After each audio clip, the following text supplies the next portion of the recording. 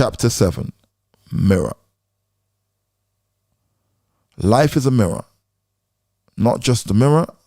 Your life is your mirror, reflecting back to you your intentions and everything you have put into it through people, situations, opportunities, etc. You get back exactly what you put into life. Some call it karma, if you believe in that sort of thing. I'm not here to tell you for a fact that everyone you see in every situation is a result of everything that they have done, and if something bad happens to you, then that means you deserve it. Sadly, I do not have all the answers.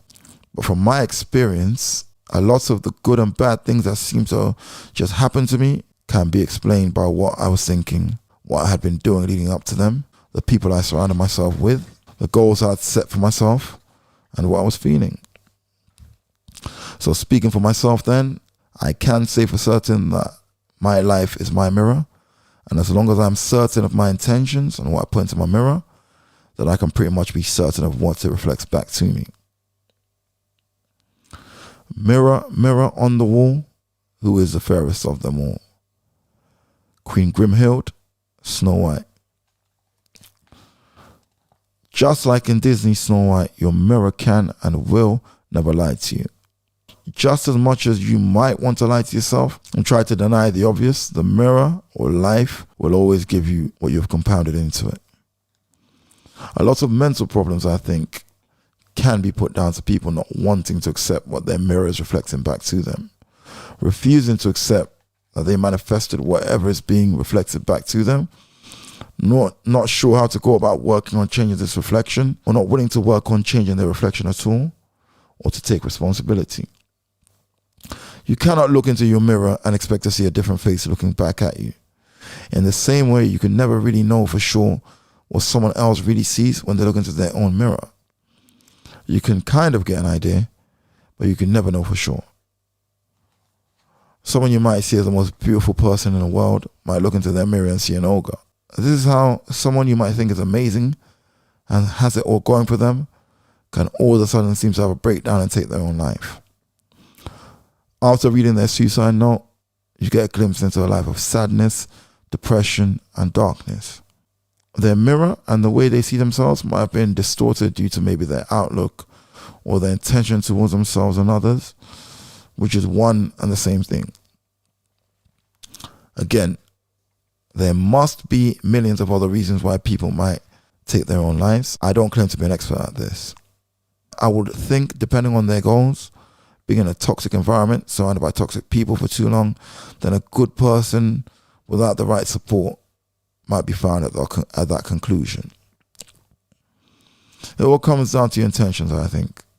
Your intentions or feelings towards others is exactly what will be reflected back to you. A bitter, vindictive, or hateful person will always end up surrounded by more bitter, vindictive, and hateful people and situations. It is a natural order of things. People like that will live their lives being spiteful to good people, pushing them away and attracting people of a similar nature. People of that nature will very rarely have long-lasting relationships, as it is always a matter of time until they implode on each other or the people around them due to their toxic nature. Having a long-term relationship with a person of that nature will in most cases turn into some form of abuse, as they will wear down and suck the life force out of positive people in an effort to destroy and bend them to their will. You can kind of tell who a person really is by trying to get a better understanding of how they really see themselves. This is done by looking at how they see and deal with the people around them. Are they kind, polite, considerate, reliable, sincere, or are they vindictive, hateful, spiteful, manipulative, or insincere? By simply observing people and their patterns of behavior, you can get an in-depth look into how they see themselves and others and what their mirror potentially might look like. The way a person carries themselves and treats those around them can tell you everything you need to know about that person.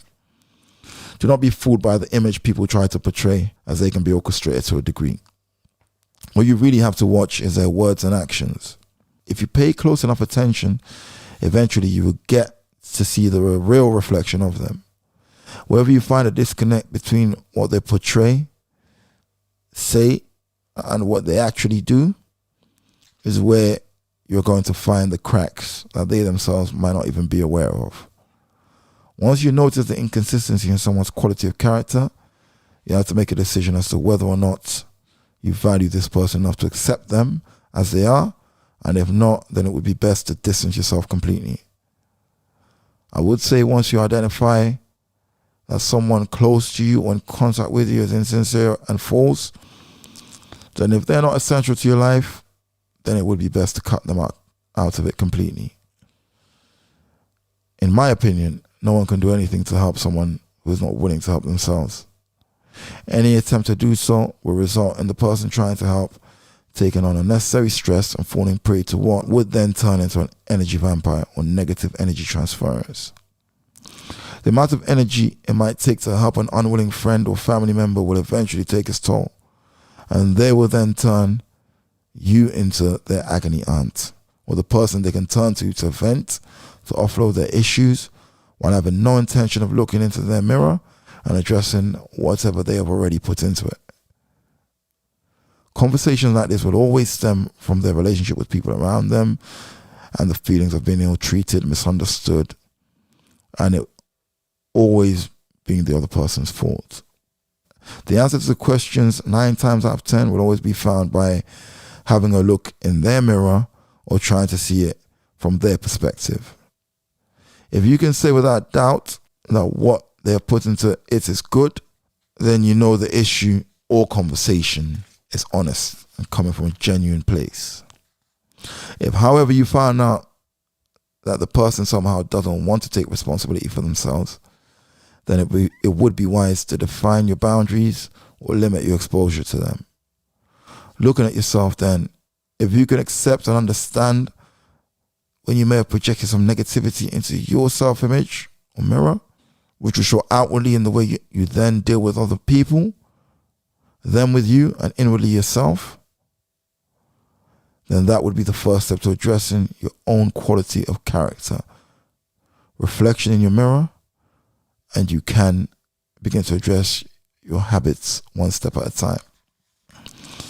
You have to take complete responsibility for yourself, which is what a lot of people find the hardest to do.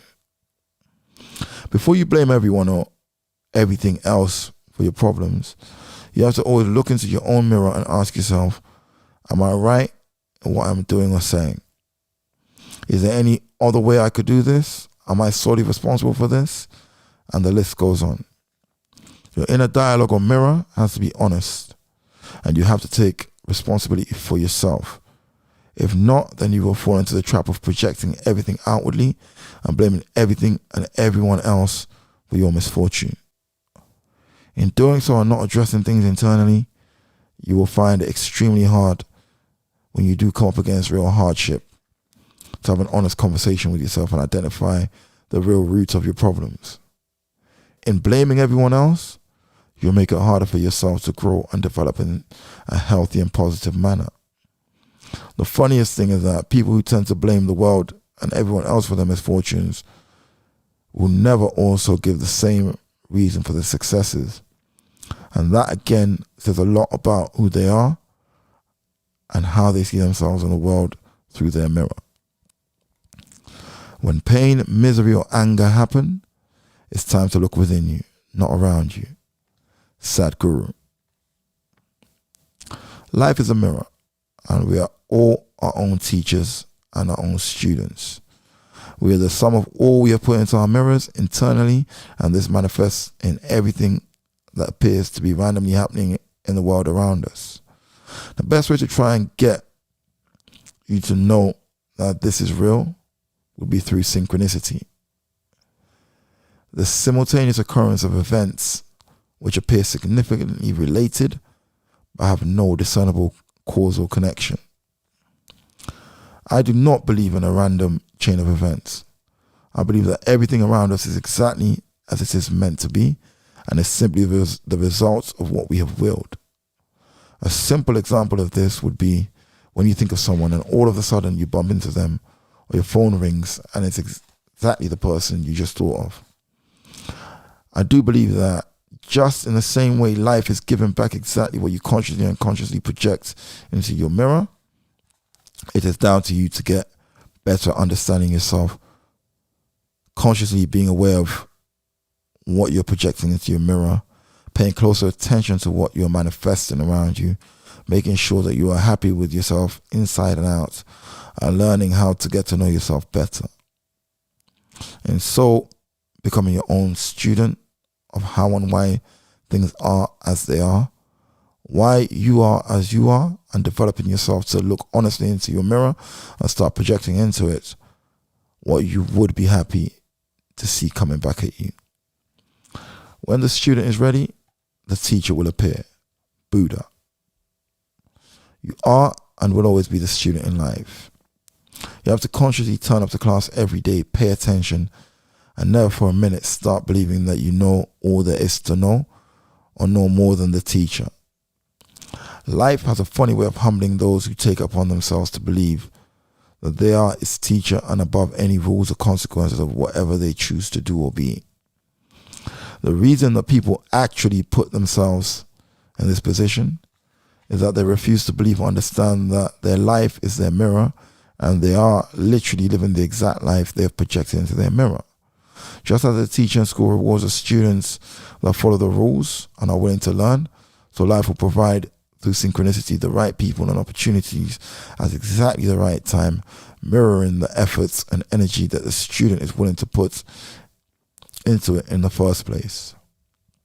It is then down to the student of life to study themselves, their mirror, and therefore only putting into it what they would like to see reflecting and thus manifested back to them in their life. Your mirror will always work in your favor, and life will always give you back in abundance what you ask for. Never forget that your mirror is not the teacher, and it is just the instrument you look into to get a better understanding of yourself and what you would like to manifest in your life. There is in reality actually only one student and one teacher, and that is you. Just as the mirror and life give back to you exactly what you manifest, it is only you that can then turn to yourself and accept that you are the student of your life, and in doing so begin to unlearn and teach yourself. Life has and is always going to give in abundance exactly what you put into your mirror or yourself. To be more accurate, life is a classroom, the setting in which you get the opportunity to live out the manifestations you project into your mirror, the setting in which you have the opportunity to review yourself, cross-reference against your inner projections into your mirror, learn from this, and then teach yourself how to do better for yourself and others. In being better and doing better for yourself and others, through your relationship with yourself internally, you can get to understand your manifestations or life with better quality and teach yourself to develop the discipline and consistency it takes to understanding and accepting your faults, changing when necessary, and never forgetting that the class of life is there for you to help yourself and not to harm yourself or others. Never forget that everyone is speaking into their own mirrors as you are into yours. So in the same way you can get an idea of the kind of person someone is by the way they behave outwardly, you have to remember that everything that someone else does or says is more or less to themselves. Almost as a mantra, justification, or statement of who they are. People will reveal everything about themselves if you pay close enough attention. A little game you can play is pretend that you are not in the room during conversations. You will then get to understand that most of the conversations that people are having are with themselves. A good person will always give you good advice, as that is exactly what they would or are giving to themselves. In the same way, a bad person will always give you bad advice. With this in mind, you should take nothing personally, as even though it might appear directed at you, you have to understand that the person sending you this positive and negative gift might not actually know the power behind it. Most people do not listen with the intent to understand. They listen with the intent to reply. Stephen R. Covey.